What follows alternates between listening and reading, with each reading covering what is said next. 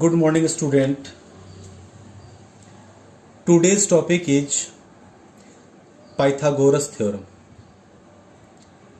Today I will discuss Pythagoras theorem. सबसे पहले हम ये जानेंगे Who is Pythagoras?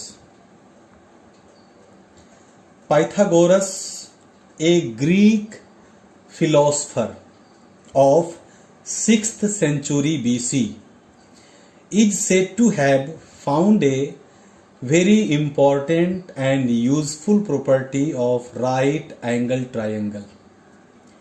पाइथागोरस एक ग्रीक फिलोसफर थे 6th सेंचुरी बीसी के, और उन्होंने एक इम्पॉर्टेंट फॉर्मूला और एक useful property right angle triangle से रिलेटेड बनाया. This property is hence named after him, और इस प्रॉपर्टी का नाम उन्हीं के नाम पर पड़ा, और जिस प्रॉपर्टी का नाम क्या है? Pythagoras theorem. However, prior to Pythagoras, around 800 BC, Indian mathematician Bodhyayana had stated and proved this property of right angle triangle. Let us learn about the Pythagoras theorem. First, you have to draw, we will draw a triangle, a right angle triangle, in which angle B is equal to 90 degree and other two angle will be acute. और समझने वाली बात यह है कि Pythagoras theorem में जो right angle triangle होता है उसमें और क्या क्या बातें होती हैं. द साइड AC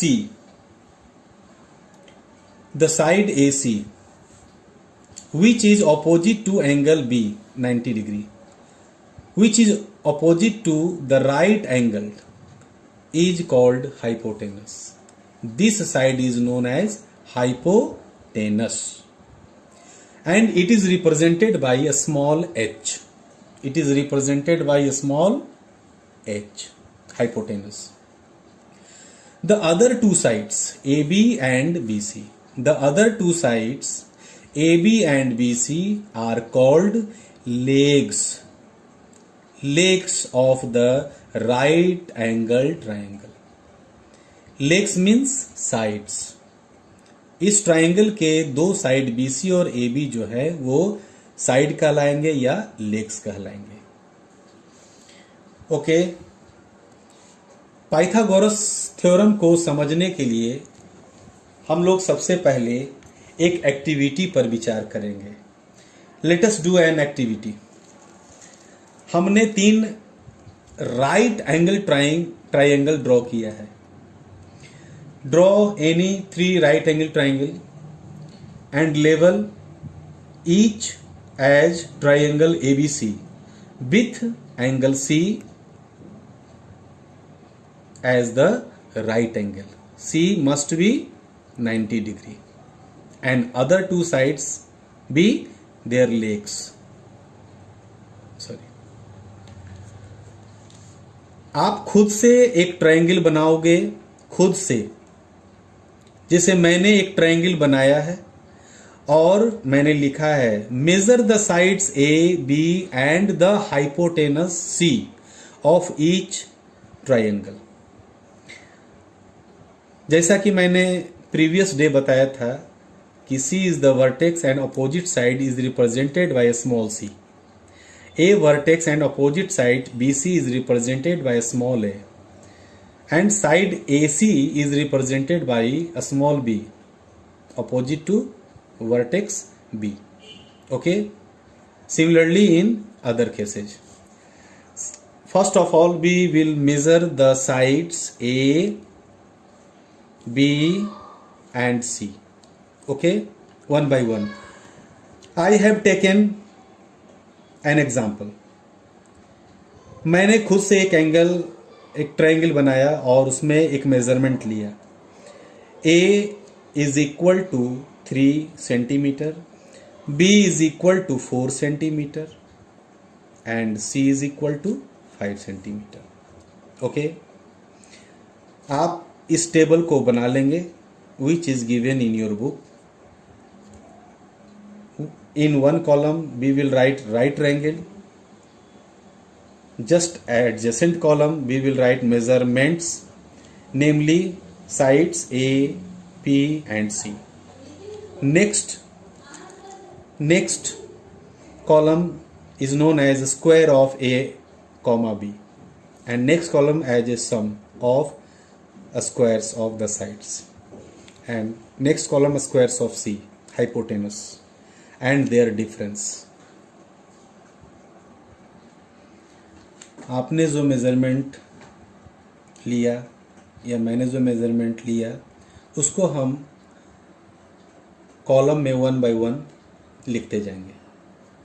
ए को मैंने 3 लिया था, बी को 4, सी को 5। A square is written as 3 square, B square is written as 4 square, and next column we will write 3 square plus 4 square, and C square hypotenuse is written as 5 square,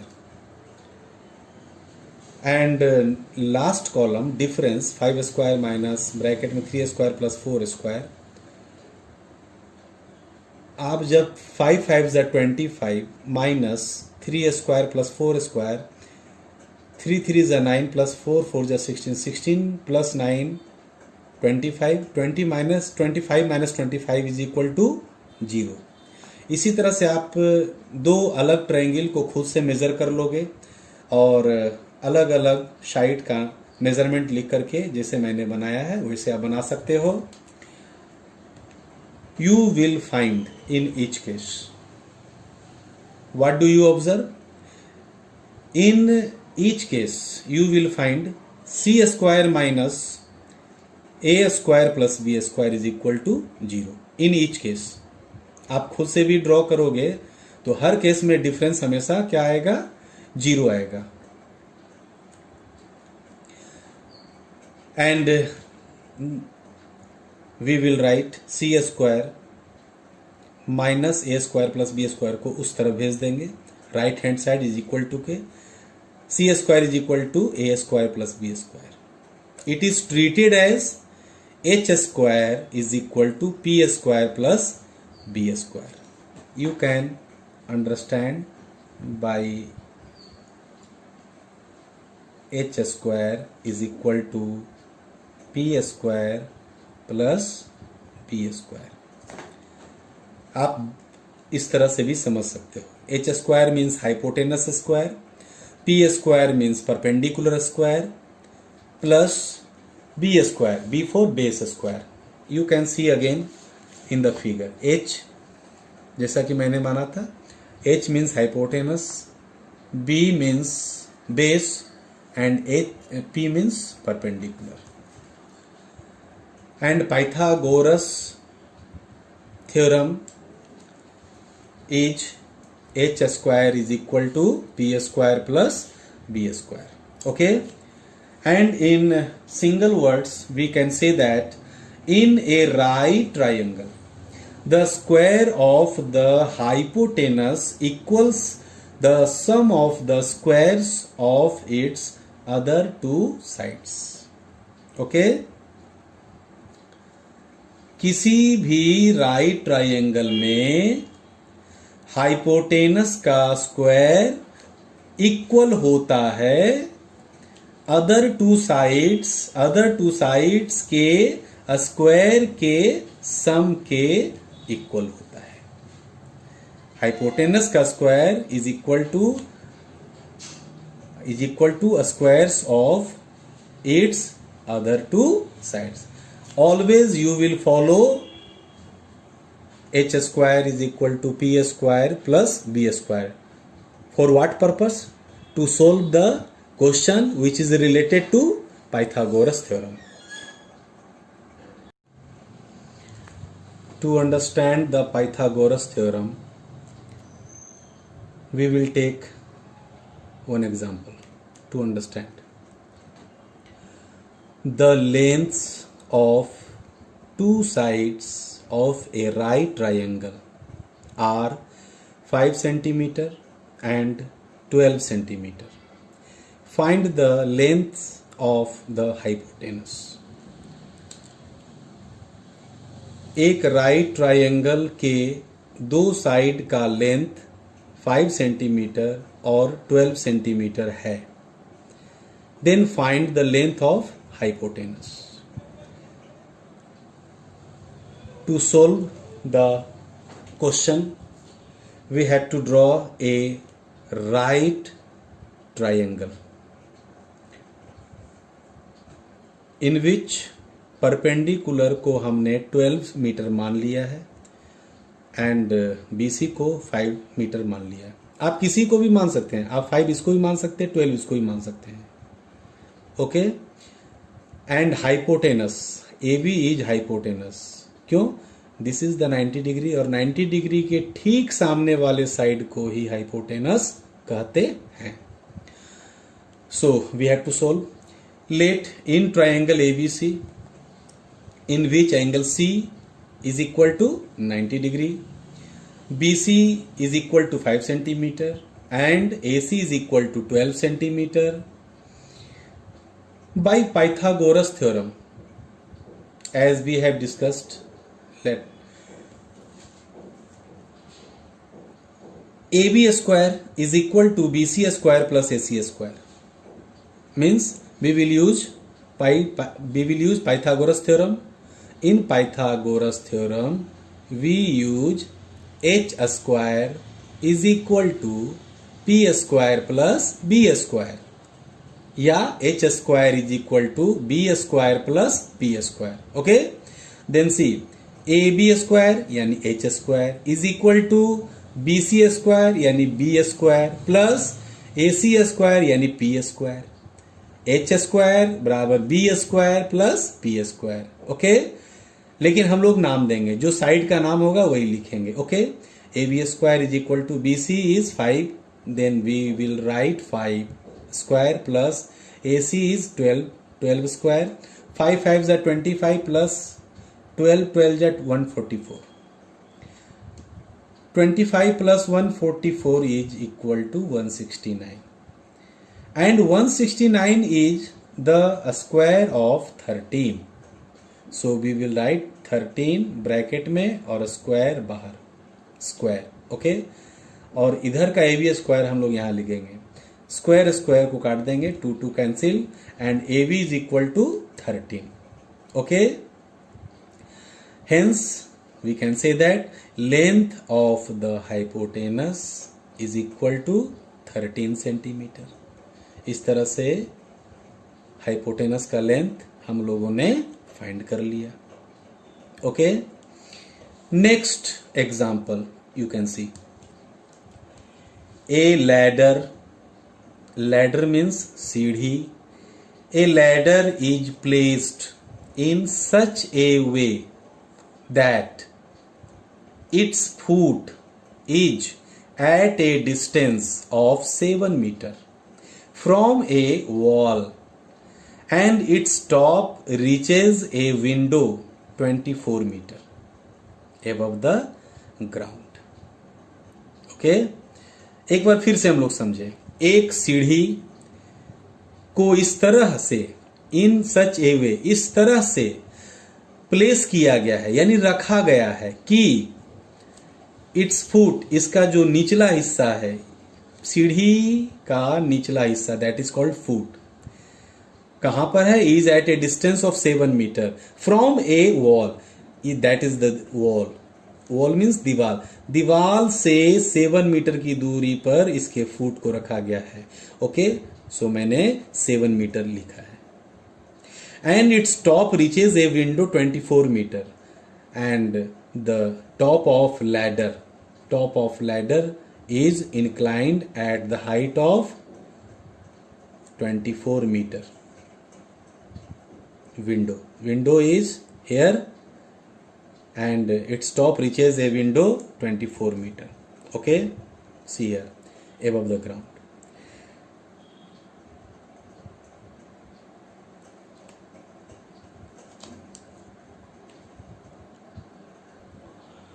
So determine determine the length of the ladder okay तो सीढ़ी की लंबाई आपको निकालनी है. Length of the ladder you have to find. Figure आप देख रहे हैं. Let A B the ladder. A B is indicated by ladder, and B the window. Then BC is equal to 24 meter and AC is equal to 7 meter. So in right triangle ABC, we will use Pythagoras theorem, and you know h square is equal to